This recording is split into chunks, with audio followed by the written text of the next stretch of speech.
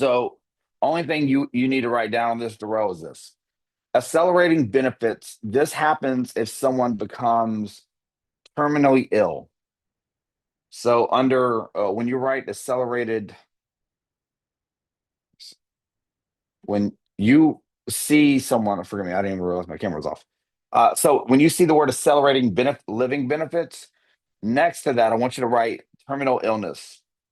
This simply means that if you are, if God forbid, if someone is terminally ill, meaning they have only a few months to live, or that due to the cancer or whatever the reason being, the company will give you the option to get early payments.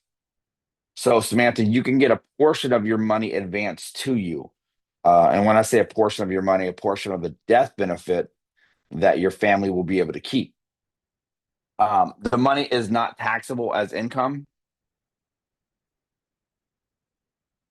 The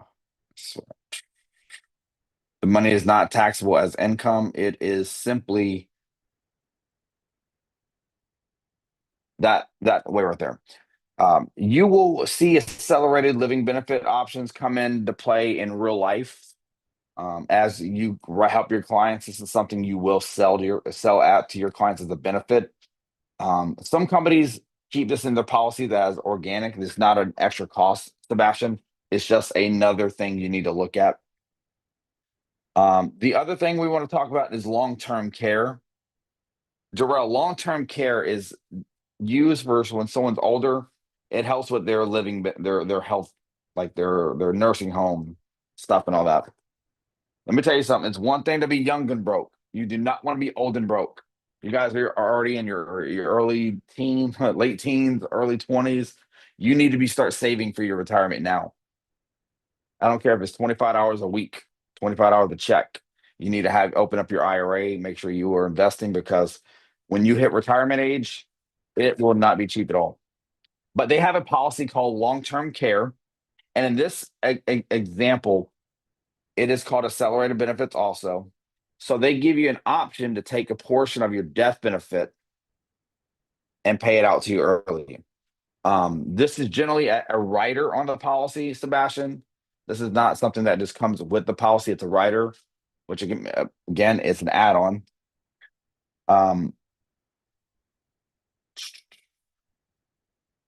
Let's see here. Cost of living rider. Write this down right here. Cost of living rider. The way you want to look at this, Terrell. I said Terrell. Jarrell. I was looking at Teresa coming in. I combined your names. So Jarrell, the way you look at this is it's the cost of living rider. This addresses inflation, because what happens is we know what you bought 5 years ago with $100 does not buy you the same. It might cost you $120 to buy the same stuff.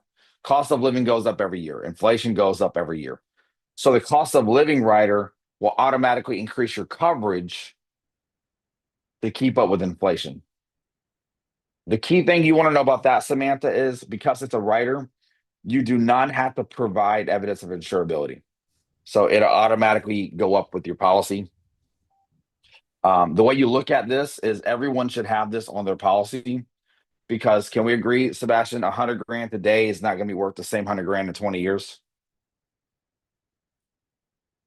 So make sure you're writing that out. Okay. Last part we're going to cover. This one's going to be a little bit more in depth, more in detail. So I want you to go to a whole new page.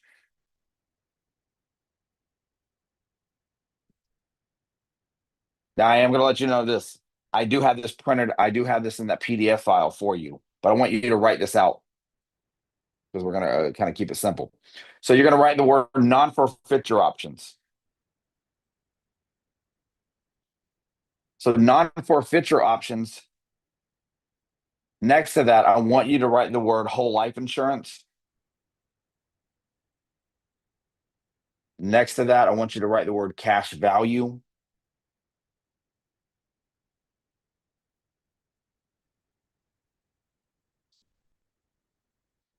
So what is a non-forfeiture option? Well, Sebastian, it's something that involves in a whole life policy. These are options of what you can do with the money sitting in your cash value, okay?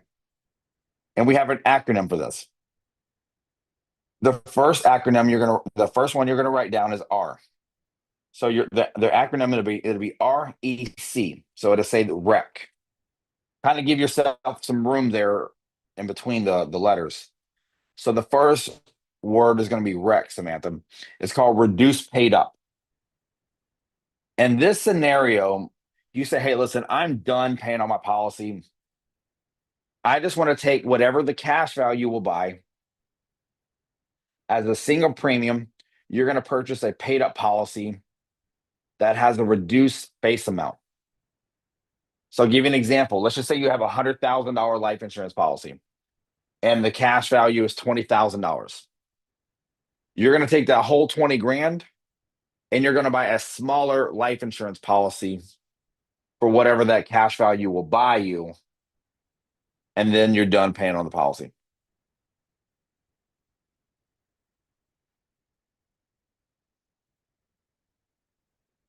Okay.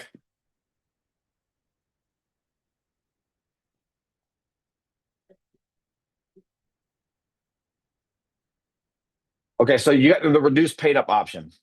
The next one is extended term. So under extended term, I want you to write dun, dun, dun, dun, dun. You use the cash value of the policy. Here we go. Essentially, what you're going to do under extended term is you're going to use the cash value to buy the same face amount of the permanent policy, but in a term. This is to extend the coverage a little bit longer. And under the, as you're writing the extended term, I want you to write the word automatic option.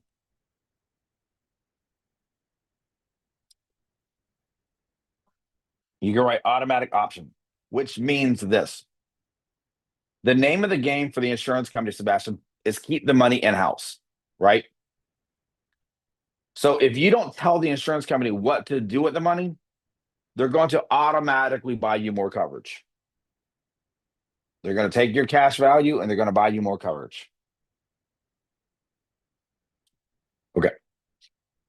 The last one, you're going to write cash and you're going to write the word surrender, cash surrender. And under cash surrender, an easy way to remember this is this. You take the money and run.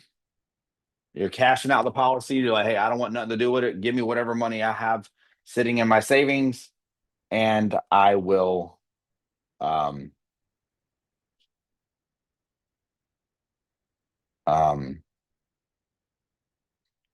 will do whatever I decide to do with that.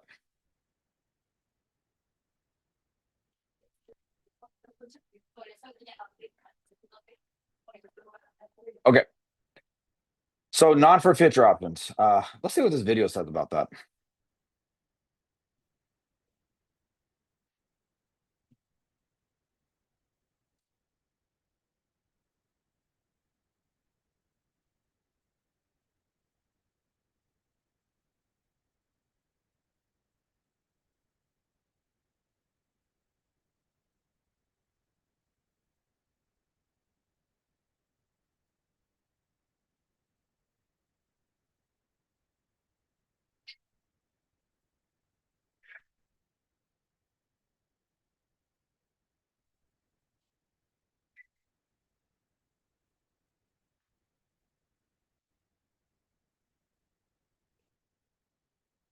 You guys can't hear it with that, Sam? What headset? Give me a second.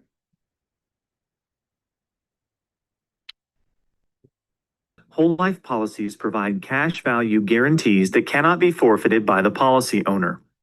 The table of guaranteed values included in each policy shows the amount of cash value available to the policy owner at the end of any year the policy is in force. In this particular example, a whole life policy for $50,000 would accumulate $1,550 of cash or loan value by the end of the 5th year. After 10 years, the cash value would be $4,650. No matter what the mortality rates are for the same insuring class or how well the insurance company's investments perform, the owner of this whole life policy is guaranteed cash values indicated in the table. Okay, that was pointless. Do you guys get the pretty much the gist of the definitions I gave you? Those definitions, Sebastian, is all you need to know. Memorize those, and then we'll be good to go. The next acronym, move on to another page. All right, and so we're going to talk about dividends. What are dividends? Well, Samantha, a dividend and life insurance, I'm going to give you the definition you want to write down. It's a return of excess premium. So write this out right here next to the word dividends. So in life insurance, the companies are so deceptive that they redefine the word dividend. And when you do a dividend in life insurance, they're just refunding you money. So they overcharged you in the beginning of the year, and they're just giving you the money back. But a true definition of a dividend, Jarrell, in an investment is that your investment did well as a company, and they're giving you a profit back. So the insurance companies define it in a different way, in my opinion, to be deceptive, because that's just what they do. So once you have that, I want you to write this out. Dividends are not taxable, and they are not guaranteed. Dividends are not taxable because they are returning money back to you, and they are not guaranteed because this is not guaranteed in the policy. Okay. So now that we know that, the dividends generally come from whole life policies only. You're really not going to see a dividend in a term policy. So make sure you write that out there too.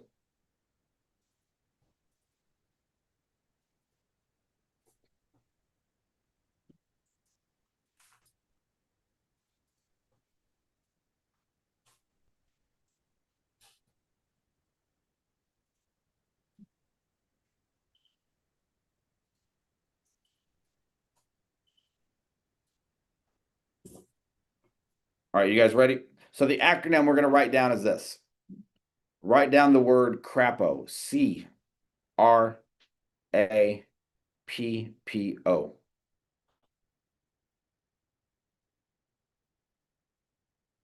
So when you look at this, what are the acronyms? What are we doing these for? So C is going to stand for cash. So when the company says, "Hey, we have a dividend check for you," you're going to say, "Okay, hey, send me the check, and then I'll cash it." The word reduction of premium, what you want to write is right here.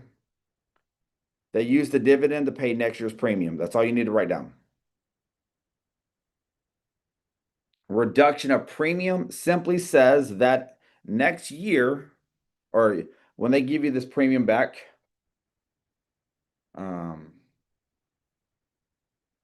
real estate.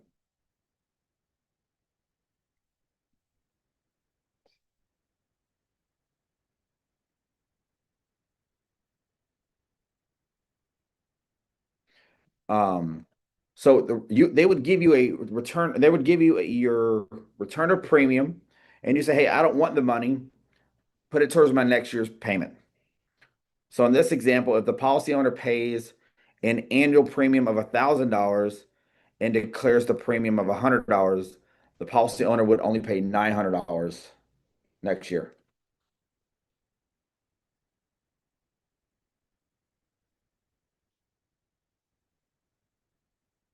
Okay. The next one is going to be called accumulation at interest. This one right here, Samantha, simply says the insurance company keeps the dividend where it accumulates interest. That's what you want to write down.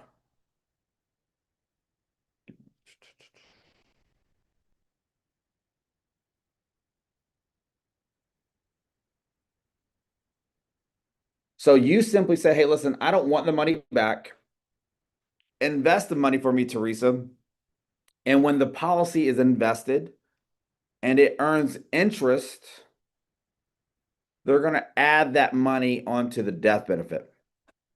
Now, remember this, Darrell. Anytime you earn interest, there's tax is taxed. I know your favorite president right now, Donald Trump. He wants his money. Teresa's guy, Donald Trump, wants his money. If your person was Biden, guess what? He wants his money too.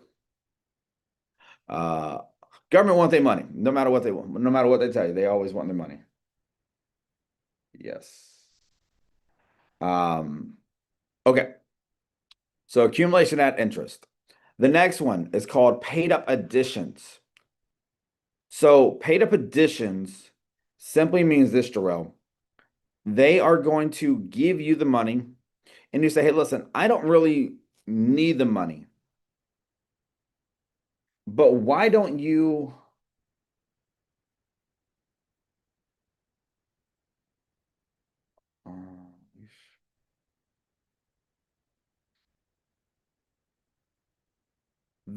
why don't you add that money to my death benefit?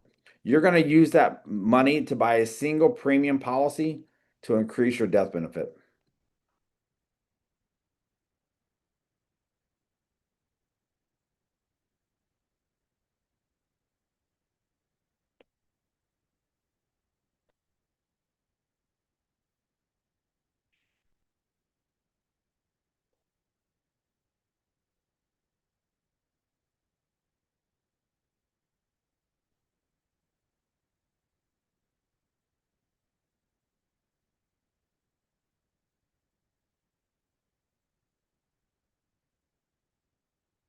Okay.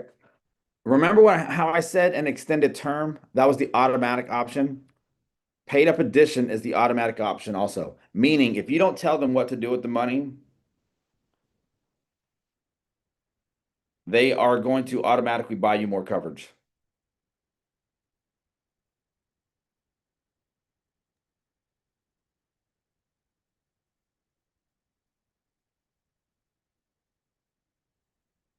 So let me know once you've got that. That is the automatic option. The other P that we're going to look at is going to be paid up option. This one right here, Samantha, simply does this. An insurer first accumulates dividends at interest and uses the accumulated dividends plus the interest to pay the policy up early. So you could simply write the insurer uses the paid up option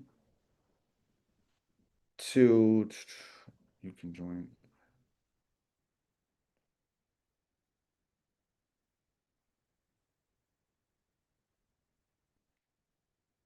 You can simply paid up the policy. And remember, the policy paid up is going to just stop you from having to pay premiums for so long. You're just paying the policy up in advance. I want some. Tracy's just gonna be eating and don't be sharing. No, no way. Okay. All right, the last one. Oh, is gonna be 1-year term. This simply is right here. The policy will use the dividend to purchase a 1-year term policy that increases the overall death benefit for that 1 year.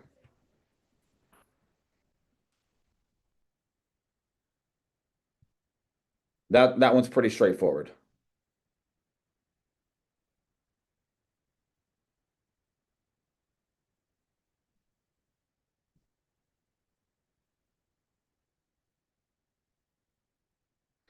Oh, fudge, okay.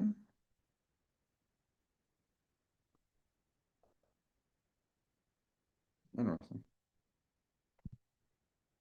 You know, it's kind of crazy. You guys ever watch the movie Scary Movie? Teresa, you ever watch Scary Movie back in the day? It's the parody with the Wayne brothers. Yeah, if you have, I got a freaking got a casting call tomorrow for the number 6. Yeah, your boy gonna be an. I might be an extra or be in the whole movie. I don't know. Come on, your boy gonna be a star from YouTube to the big screen. I just got an email for it. Okay, guys. Last one we're going to talk about is settlement options. So go to a whole new page. So settlement options is, I'm going to give you the definition right here. Settlement options are the methods in which they pay the death benefit to the beneficiary upon the death or pay the endowment, which is the maturity of the policy, if the insured lives to the endowment age, which is 100 years old, which again is for whole life policies.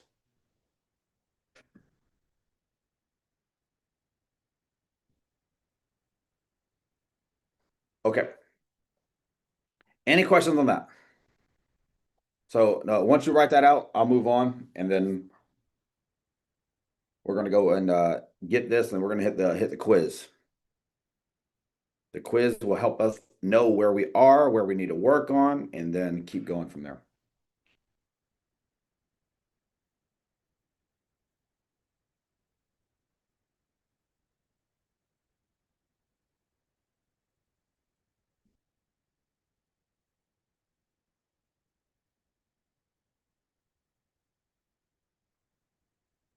Okay, and then once you have that written out, the acronym that we're going to write down is called the word CLIF.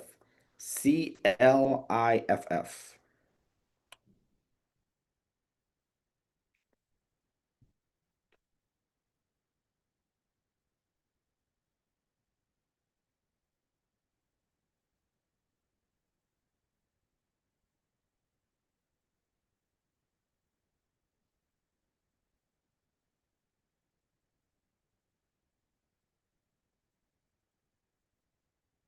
Okay, the first one, if you guys haven't already noticed, C stands for cash. On the word cash, I want you to write the word lump sum. And then on that one, I want you to write automatic option 2. That is the automatic option.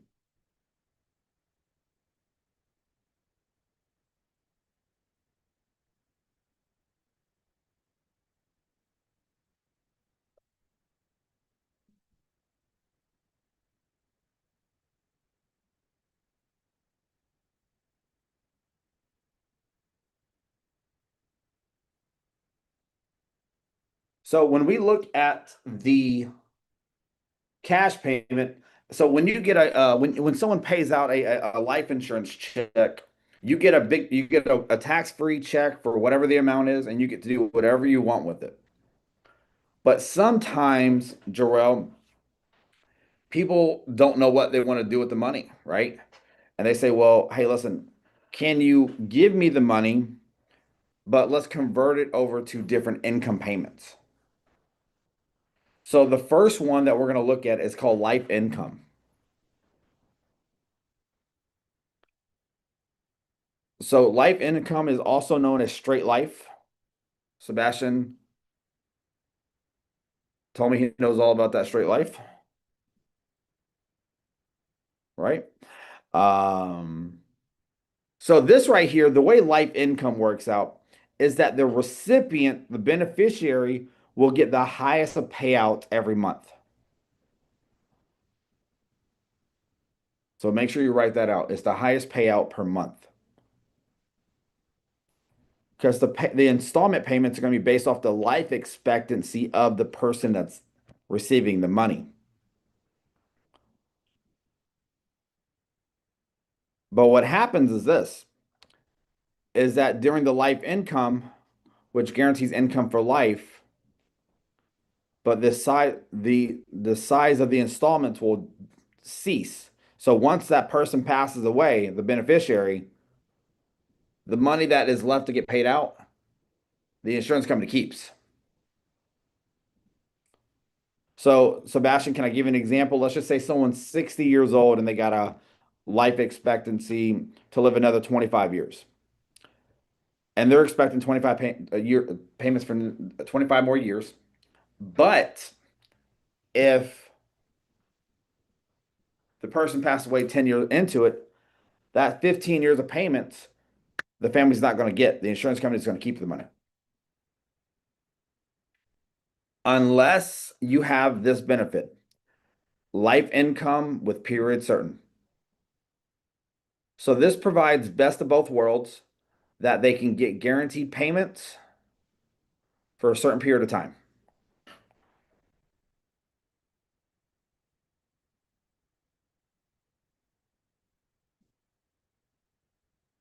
So the important piece of this is they still get the highest payout, but it is obviously going to have the benefit of maybe a 10-year period certain. So if the family has a 10-year period certain, would provide recipient with income as long as they lived. And if the recipient dies shortly after starting receive payments, it will be continued for the remainder of the 10 years. That dog is trying to get all your benefits, is all that light income period certain from you, Sebastian. All right. The next one we're going to talk about is interest only. Interest only.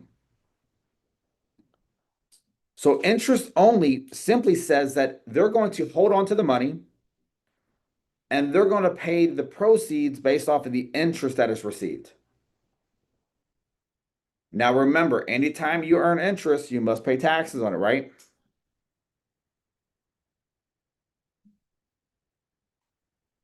So that is the opportunity there.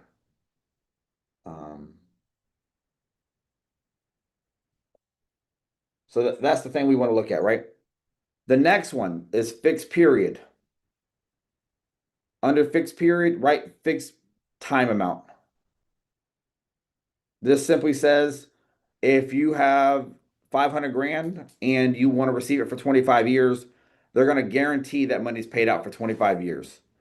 And if the beneficiary happens to pass away in that time period, or I'm sorry, the recipient, the money's going to get paid out to the beneficiary for the remainder time period. So it guarantees that the entire principal will be distributed over that time period. And Jarrell, the last one is called fixed installments, which simply says it's a fixed dollar amount. If you have 500 grand to be paid out to you, they're going to make sure that money's paid out until it is exhausted. And that can be paid out monthly, quarterly, semi-annually, or annually. Okay. You guys have all that? Sebastian, you still writing? I'm still writing. Okay. Okay. I'll leave it here for a second. And then we're going to jump over to the quiz. See how you guys do on this. Okay, I'm done. All right. Teresa, you're good? I think you've seen this once or twice. So if you've seen it, if you come back into your chapter, you simply just wrote all that out right there. So if you missed it, you can come back. But let's go into chapter quiz. And remember, so this chapter recap, I printed this off, or I put this all in a PDF file for you guys.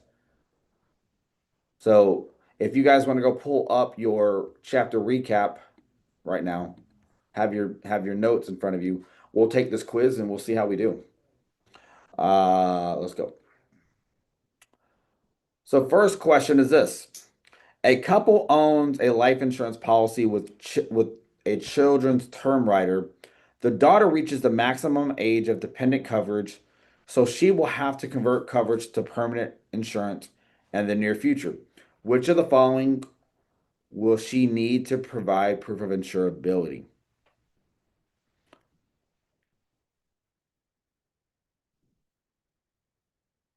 So if you want to put in the chat or kind of unmute yourself and say it, make it a little bit interactive so I'm not the only one talking.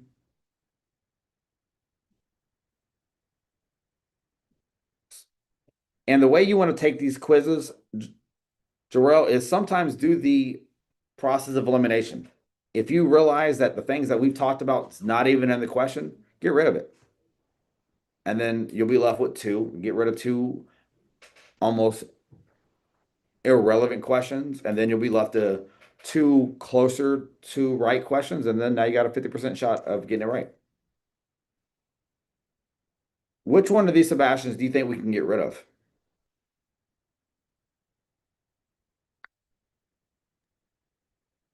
The med exam. Okay, which of the following will she need to provide proof of insurability? So you want to get rid of medical exam in general, which would generally be proof of insurability. You want to get rid of that. See, my answer was going to be D, but now, D is the answer, or you want to get no, my answer was going to be D. That's why I was going to get rid of A and C. okay, so let's get rid of A and C because that's what you want to do, and you want to go with D. Jarrell, how do you feel? I was gonna say the same thing. Okay, and Samantha?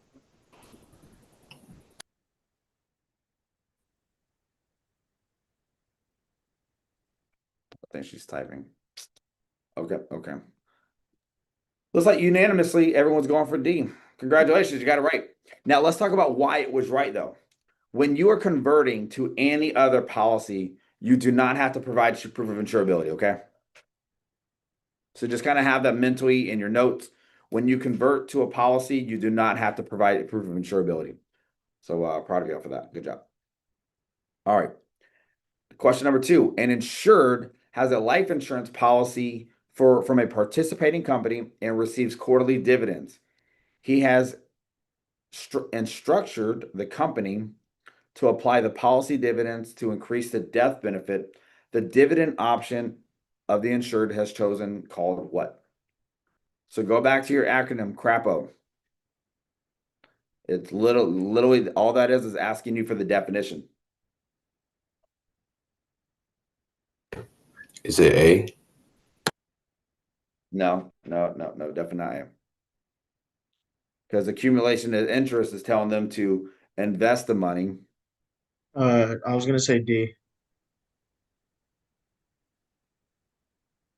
No, I was gonna say not at C. all.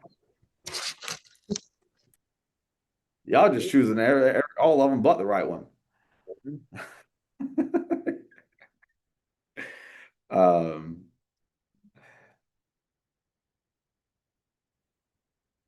what is in the chat? So I think you wrote something. For some reason, my chat don't want to pull up. Okay, there we go. Oh, Jade is saying C, B. Okay, Jade. I forgot Jade was even in here. She's so quiet. Okay, let's read the question again. An insured has a life insurance policy from a participating company and receives quarterly dividends. So now they're receiving money back. He told the company to apply the policy dividends to increase the death benefit. So let's start with A, accumulation at interest. I could see, Jarrell, where you would choose that one because you said, hey, you know what? Are we investing the money and that's going to increase the death benefit? Possibly. But do you remember if we go back to our notes, you guys have your recap one open? Or I'm sorry, your chapter recap? Or is that on my side?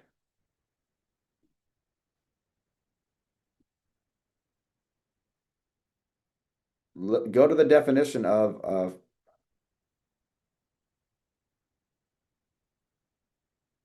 right there. You got the definitions. Reduction of premium, dividend pays off next year's policy, accumulation at interest, insurer keeps the dividend in the account, which accumulates interest. Paid up addition, use the dividend to increase the face amount. So you guys see that? Do you see why B is the answer? Okay. That right there, guys, where you need to make sure you pay attention is strictly definitions. But okay. All right, number 3. The insured under a $100,000 life insurance policy has a triple indemnity. So this is that accidental death policy stuff I was teaching you guys yesterday. It is determined that the accident was his fault. The triple indemnity specifies that the death must be contributed to the insured and must not be contributed to in any manner. In this case, what will the policy benefit receive or beneficiary receive?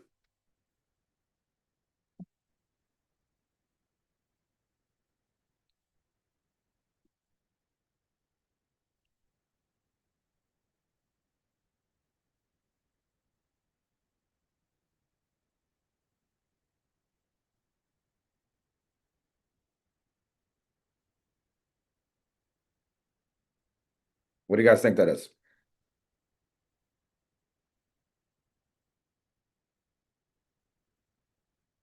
Come on, Sebastian, what you got?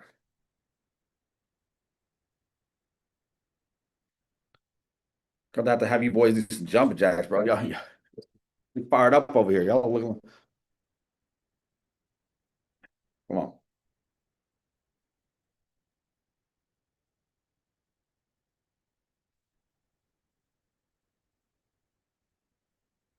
Anyone want to take a guess? A. If I were to take a guess, it's a C. Okay, Jarrell's saying A, you're saying C. Why are you choosing C, Sebastian? Because the death was his fault, and I lead towards like obviously it's got nothing to do with the suicide one. The suicide, if you die within the first 2 years, nobody gets anything. So I was leaning more towards like that direction on why they wouldn't get death was his fault. Okay, but it didn't say anything about suicide. I know, but Then get rid of that. Unless you see the word suicide, don't think that way. Read the context of the question specifically for what it's asking. okay, then And then Jarrell, you're thinking A, why? I think A because um I thought it was the right option. Okay, well, let's look at it. We talked about accidental death insurance. They would only get the money if they lose 2 or 3 limbs, right? You gotta be able to prove that that happened. And it simply right here states it was determined that it was his fault. The triple indemnity rider specifies that if the deaths must not be contributed by the insured in any manner, they're definitely not getting the 300 grand. It just simply told you right there, hey, you know what, you ain't getting it. But with those two being said, what answer do we want to go with, y'all?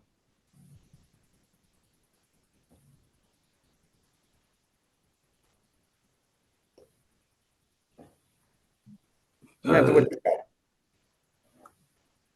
Go ahead, Drew. If you have something to say. No, I'm gonna just be wrong. So I'm gonna just be quiet. It's better to be wrong here, bro. Listen, this is not me calling you out. This is me teaching you how to answer the questions properly. I'm not doing this to make you feel bad. I want to help you understand why you're thinking the way you're thinking so I can correct it here. So when you get to the real exam, you know how they're asking the question. So don't be afraid to mess up here. This is where we want you to mess up here.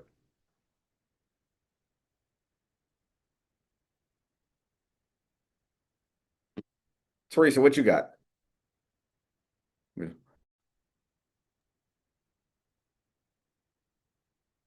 I don't know if I can't hear your audio. I don't know if you might just want to put it in the chat. Yeah, I I think think you said I say B. all right. she put B in Congratulations. You got it right. Okay. So let's find out why it was B, right? The triple indemnity death rider obligates the company to pay 3 times the amount if the insured died in an accident. The death must be accidental and not contributed in any factor. It must die within 90 days of the accident. In this case, since the insured contributed to his own death, the triple indemnity is voided, but the beneficiary will still receive the initial $100,000. Because look at it this way. The policy was worth $100,000, but it had a rider of the triple indemnity. The rider may have not got affected, but they still died from an accident for the $100,000. Does that make sense, Sebastian? Okay. All right. The rider in the whole life policy that allows the company to forego collecting premiums if the insured is disabled is called what? Go back to the very beginning of our notes yesterday when we talked about riders. Okay. Sebastian, you were throwing up the crip sign, so I think you're going to go with C.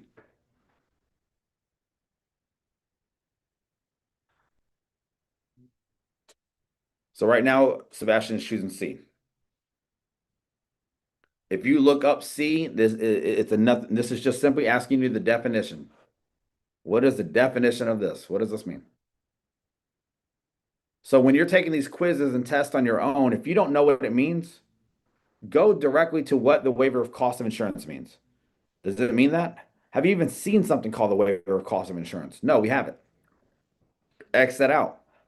The word guaranteed insurability. Do we know what that means? No. Let's go look. Let's look it up. Payer benefit. Do we know what that means? The answer is C. Good job, Sebastian. Waiver premium rider waives the premium if the insured owner has been totally disabled for a predetermined period, which is 6 months.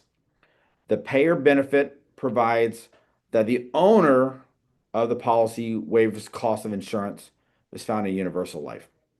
Good luck. All right, who can request changes in the premium payments, face value, loans, policy plans? Go back to the beginning of our thing. Good job. See, Jarrell throwing up the crip sign too. What are we just cripping around over here, dog? I was like, y'all ain't even wearing no blue. God, you better be lucky we ain't in freaking Cali. So, all right. It is policy owner. Remember, policy owners control all the rights to the policy, okay? The beneficiary, the contingent beneficiaries have nothing to do with the policy. They can't make any changes. And the producer would be the agent. And the agent can't change your policy unless you ask him to. Okay.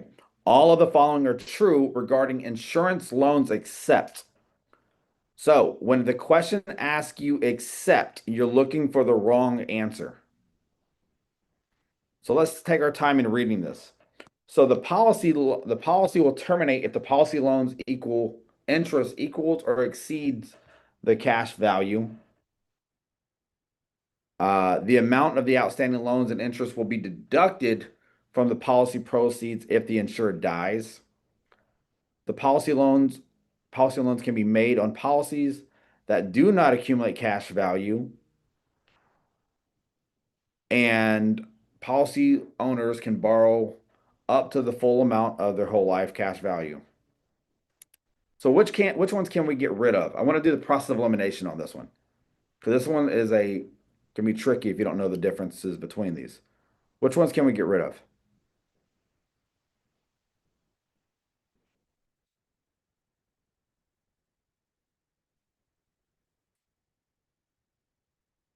Let's think this one through.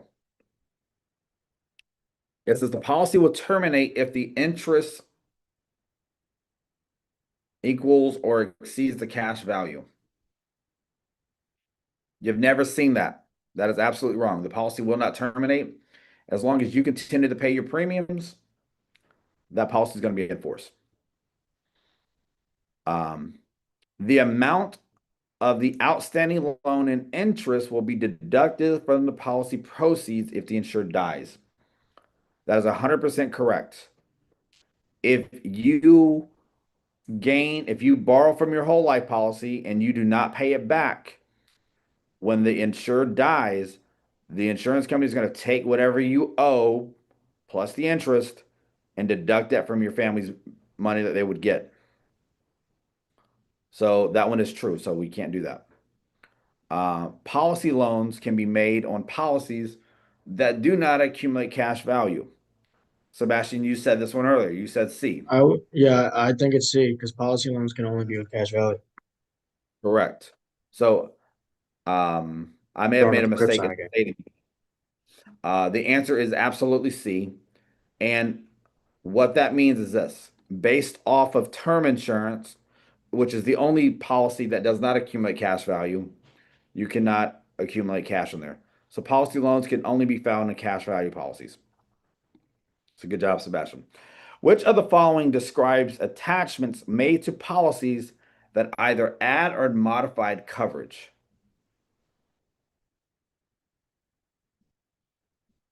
So what type of things would you say?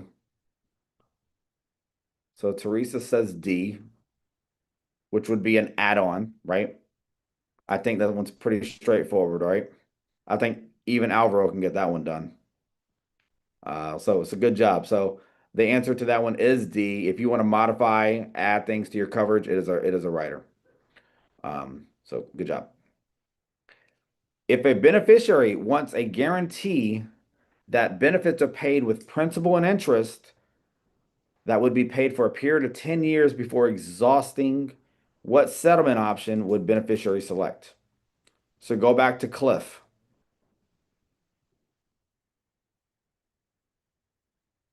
And the reason I say Cliff is because settlement options is what Cliff stands for.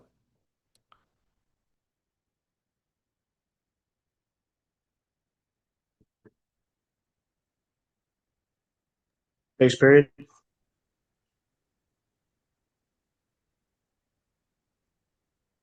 Could be. It is. Okay. You guys want to go with D?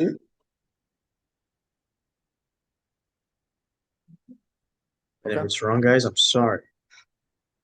Good job. Stop second guessing yourself, Sebastian. I'm doing it to mess with your head, but go with your gut.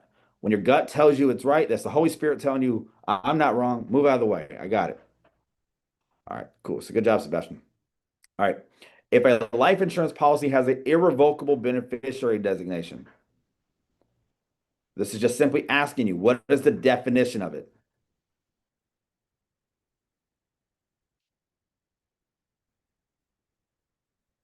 What do you think, Sebastian? You've been getting them right. What do you think it is? I've been answering too much, but I was gonna say B. Okay, you need to keep studying. I think it's A, Miguel.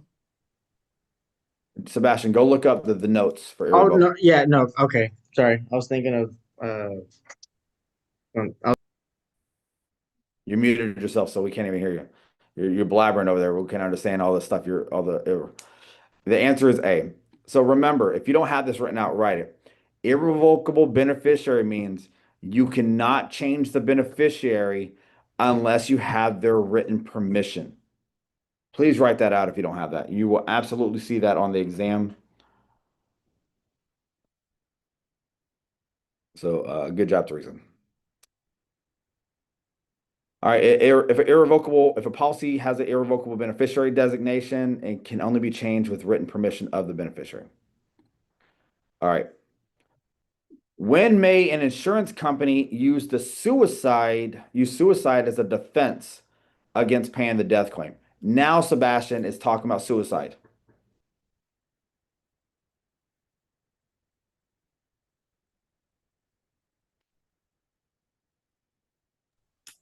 B. Good job, Samantha. The answer is B. Do you remember that time period, Sebastian?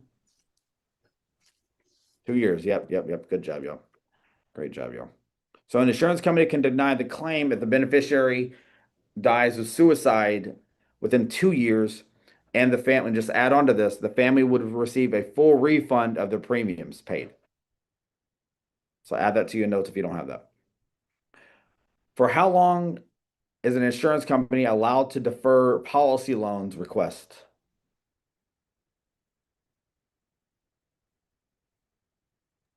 Six months. I think, Sebastian, I think you're saying 6 months, and Yeah, that's right. I Yeah, think 6 months. B. Y'all correct. Good job. 6 months. How does it feel that an insurance company says, "Hey, this is your money, but if you need it, we can hold off on this thing for 6 months." Yeah. What is the purpose of fixed period settlement?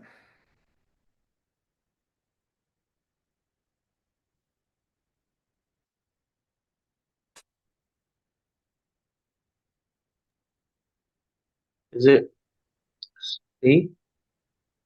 Huh? Is it C? It is absolutely C. Remember, fixed period is time, fixed amount is dollar, fixed dollar.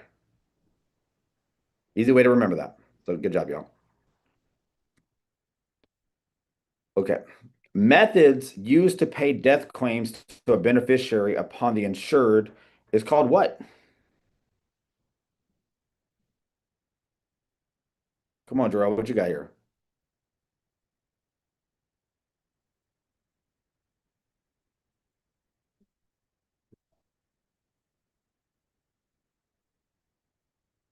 This is just a definition.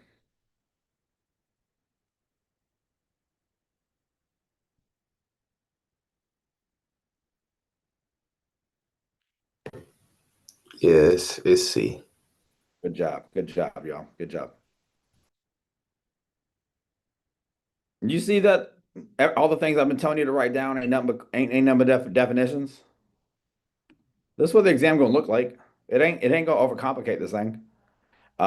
Which of the following allows the insurer to relieve a minor insured from premium payments if the minor parents are died or disabled? So go back to your writers. We talked about this yesterday.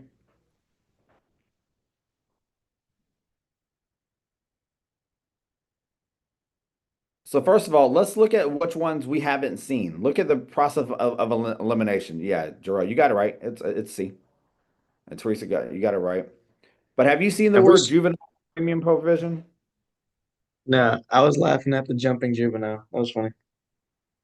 Yeah, I was gonna say you ain't seen we ain't talking about Mexicans over here. Jumping juveniles Hey over man, here. it's our Independence Day today, Miguel. It is. What the heck? Come on. I'm gonna get tacos later. Let's go. But okay, so let's talk about pay or benefit though. Pay or benefit is inclined, Jarrell, that if the parent or guardian becomes disabled or they die, that child's policy is paid up until the 21. It does still have that 6-month waiting period though. Okay. All right. So Samantha, in the case of where primary beneficiaries predeceases the insured, in the event of the insured's death, the death proceeds are paid to who?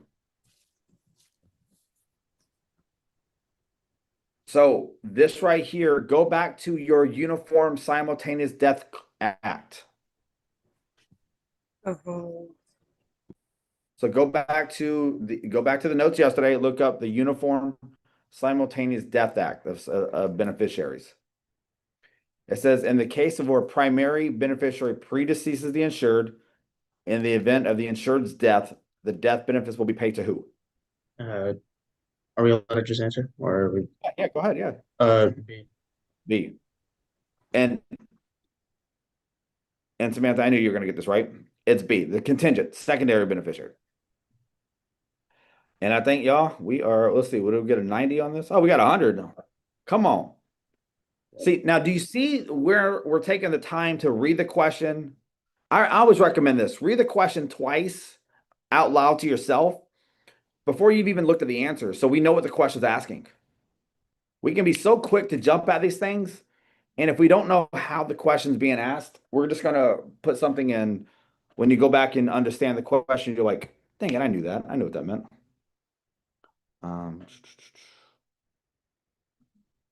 Okay, moving forward.